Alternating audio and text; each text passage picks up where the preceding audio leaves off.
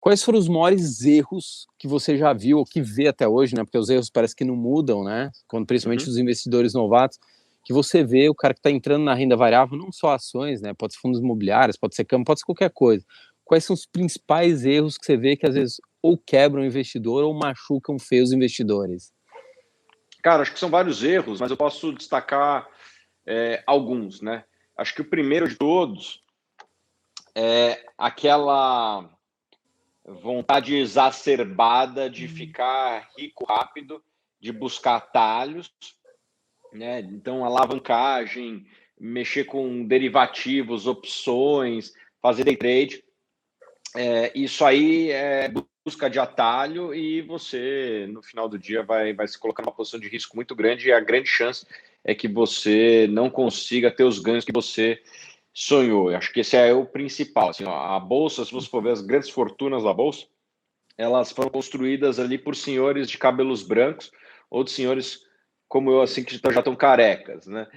Então, acho que esse é o primeiro erro que as pessoas cometem.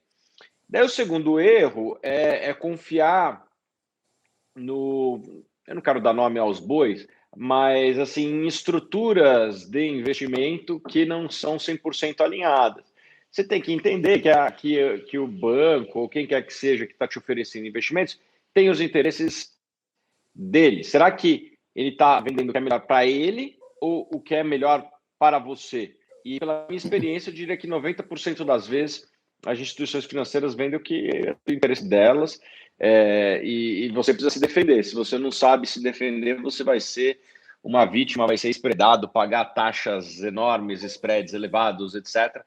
E não vai ser um bom negócio para você. Acho que esses são dois grandes erros. Acho que talvez um outro erro, né, que vem até antes desses dois erros, e esse é o erro que mais gente cai, é não poupar, né? O brasileiro, ele tem aí uma tendência a não poupar. Eu entendo que muita gente tem uma renda baixa, isso dificulta mesmo,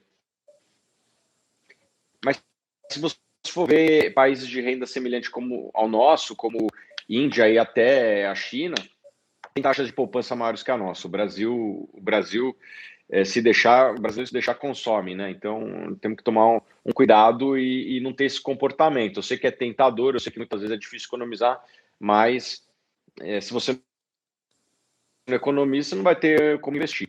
E para piorar, daí você vai buscar atalhos, vai se alavancar, vai se endividar, vai pegar dinheiro no agiota. Então acho que são grandes três erros aí, vou recapitulando, né? Achar que exige dinheiro rápido, não ficar atento às estruturas, vamos dizer assim, de incentivo incorretas que existem no mercado financeiro. E terceiro, não poupar, né? Que tipo de ação você fala assim, cuidado, muito cuidado, você que está começando a investir e quer dar a grande porrada da sua vida? Tá, bom, vamos lá. Eu acho que tem algumas características que é bom você, principalmente que está começando, a evitar. Primeiro, cara, evita de comprar empresas que têm histórico de prejuízo. Né? Não estou dizendo que as empresas que têm prejuízo são ruins. A Magazine Luiza deu prejuízo durante alguns anos e depois se tornou a melhor ação da Bolsa. Né? Mas eu acho que isso aqui é uma exceção.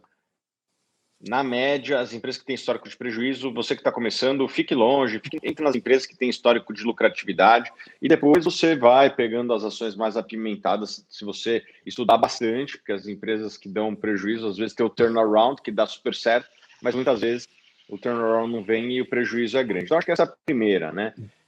Segundo, balanço forte, né? É bom você procurar empresas que têm um endividamento controlado.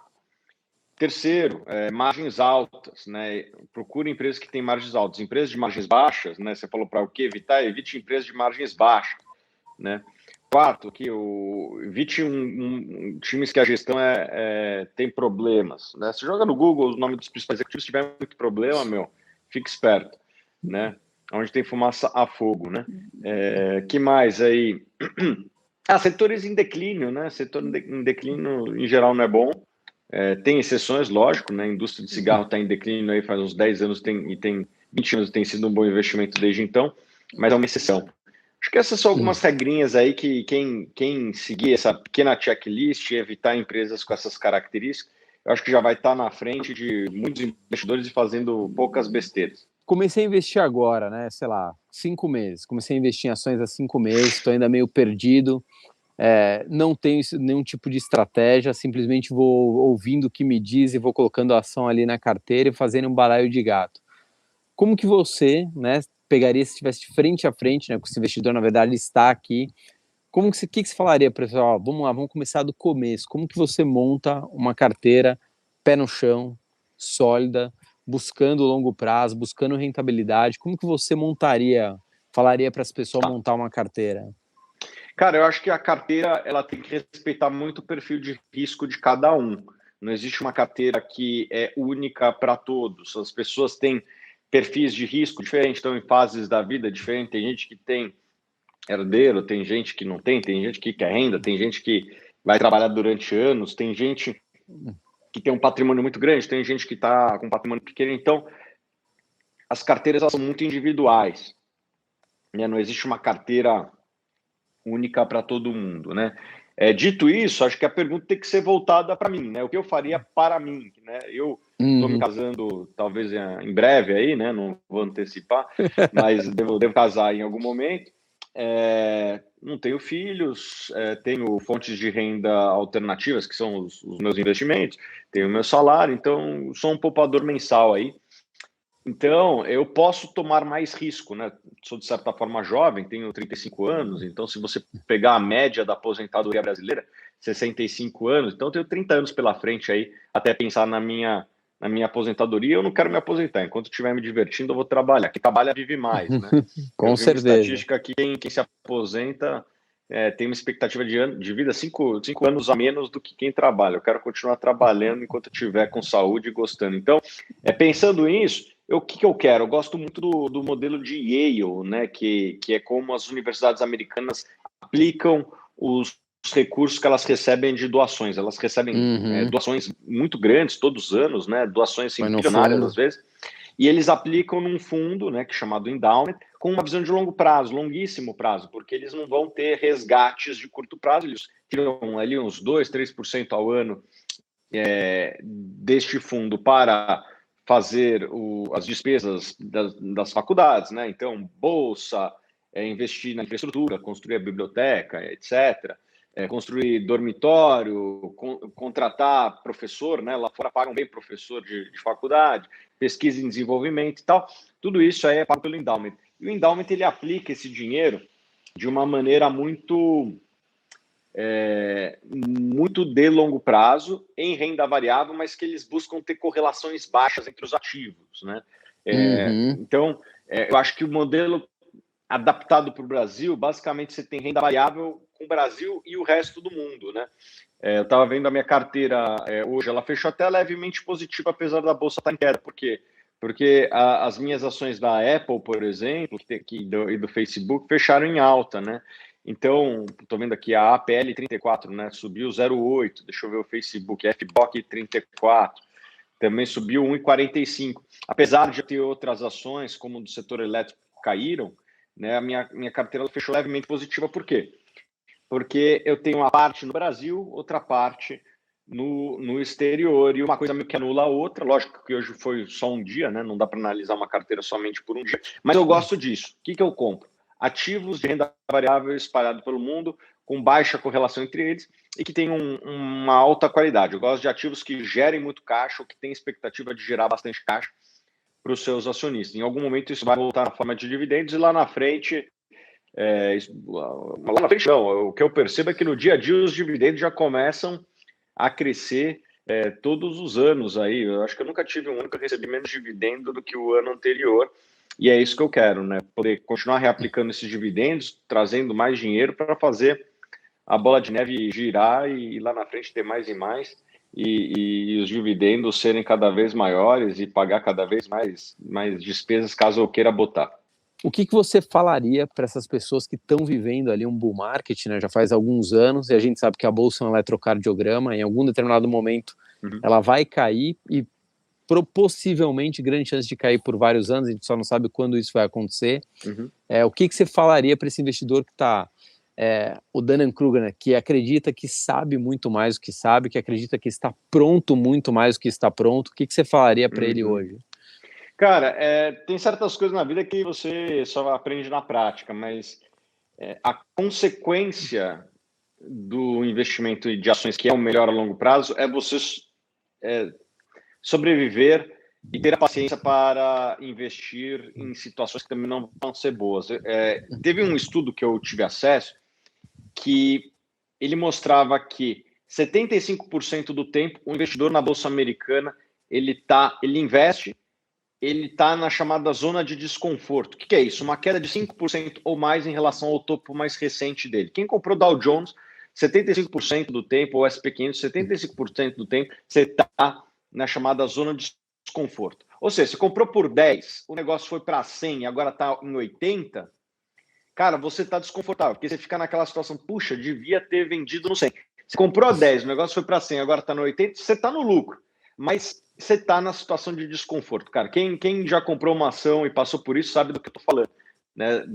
As pessoas se comparam muito ao passado recente. E para piorar a história, 75% do tempo você está na chamada zona de desconforto, ou seja, caindo 5% ou mais em relação ao topo. Mas, mesmo assim, ao longo do tempo é vencedor o investimento em bolsa. Então, olha só que paradoxal. Ele sobe com você incomodado. Né? E acho que o mais difícil é você saber lidar com isso, porque 75% do tempo você vai estar, putz, devia ter vendido lá no fundo, né? Devia ter comprado, devia ter vendido lá no topo. E acho que isso é o mais difícil das pessoas lidarem. Eu sou otimista com o longo prazo do mercado acionário, mas não sei se todo mundo tem a paciência e o temperamento necessário para aguentar esses momentos. Então, se você começou a investir no último ano e deu sorte de comprar na mínima lá, parabéns, você tomou um risco e está sendo premiado por isso, mas não vai ser sempre assim. Né? Faça um exercício, veja como a sua carteira se comportou nas últimas 3 crises e já vai se preparando que em algum momento vai acontecer uma crise igual. Né? Se prepara psicologicamente, já ajusta seu risco. O problema das crises é que muitas vezes elas vêm de maneira inesperada. Né? Então, isso é muito relevante porque não adianta você falar assim, vou vender antes da crise acontecer. Meu amigo, quando você vê, já está no vendaval ali e não dá para você se preparar. E provavelmente você foi cobrado, tá vendo? Sei lá, assinei o relatório e aí vem o coronavírus, como se você tivesse, tipo, ninguém no mundo, né, quase ninguém conseguiu prever o estrago, mas as pessoas acham que o outro é aquele negócio. Isso eu via muito em corretora, você vai lembrar do que eu tô falando. As pessoas antigamente giravam a carteira, né? Tinha aquele negócio, então, sem o cliente dar ordem, inclusive pessoas que hoje são famosas. Em off, depois a gente conversa sobre isso, Tiagão. Enfim, girava as carteiras para gerar ali, né, a comissão, né, das operações, etc, etc. E aí o que acontecia? Quando dava certo, e algumas vezes, obviamente, estagiando a carteira uma vez ou outra vai dar certo, o cliente ficava quietinho. Ou seja, alguém negociou as ações dele sem autorização, naquela época não era tão rigoroso, né? Controle de ligação de telefone, de e-mail, autorização express, não tinha esse controle tão rigoroso. E aí, quando dava certo, as pessoas ficavam quietinhas. Às vezes ela falava, tudo bem, eu ganhei dinheiro, mas você fez uma determinada operação que eu não tinha autorizado. Só que quando dava errado, né? Aí chiavam absurdamente. E eu acho que é o que acontece um pouco, as pessoas sempre querem terceirizar os problemas e querem as glórias para si. É o que a gente estava falando ontem, né, no primeiro dia da maratona.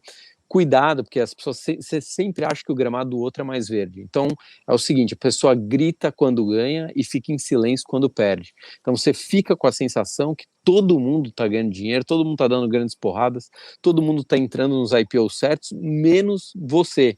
Né? Então, é uma sensação que o mercado financeiro passa direto. Então, quando dá certo a rota para todo mundo, olha aqui o quanto eu ganhei. E quando não dá certo, a pessoa fica pequenininha, né? Fica ali mansinho, joga para debaixo. Porque ninguém quer contar fracasso, é igual a rede social. Ele é de caras, né? Todo mundo é feliz, todo mundo é bem casado, todo mundo é bem sucedido. É uma parte da vida que é mostrada. Então, o que a gente fala muito para as pessoas segurarem a ansiedade de querer dar grande porrada, porque o que todo mundo mostra é um pedacinho da verdade, né? São as grandes porradas que as pessoas dão. Você já deve ter visto isso muito também no mercado, você deve sofrer porque você, né, transmite informação e algumas pessoas pagam por isso, elas acham que você tem que ter uma bola de cristal de acertar absolutamente tudo. Né? Tô errado ou não? Cara, não, e eu vou te dizer, a Suno, ela ela é o business mais cobrado do cliente que existe no mercado financeiro. O modelo nosso de research faz a gente ser avaliado, às vezes, pelo nosso pior caso, porque um fundo ele é avaliado pela média, né? Eu indico lá o Unipar, indico o CVC, a CVC performa mal, a Unipar multiplica por 20, né? O cara me enche o saco lá da CVC. Se ele tivesse uma carteira meio a meio, ele teria multiplicado por 10, seria o melhor fundo do Brasil. Mas não, ele me cobra pelo pior case. Então, é muito importante que você sempre avalie um profissional pela média. E eu não quero ser avaliado pela Unipar. Assim como também não quero ser avaliado pela CVC. Tem que ser pela média. Né? Aí é justo. Você quer avaliar o Messi? Não vai pegar o jogo que ele errou o pênalti. Pega a carreira dele. Né? Daí você avalia. Daí é justo.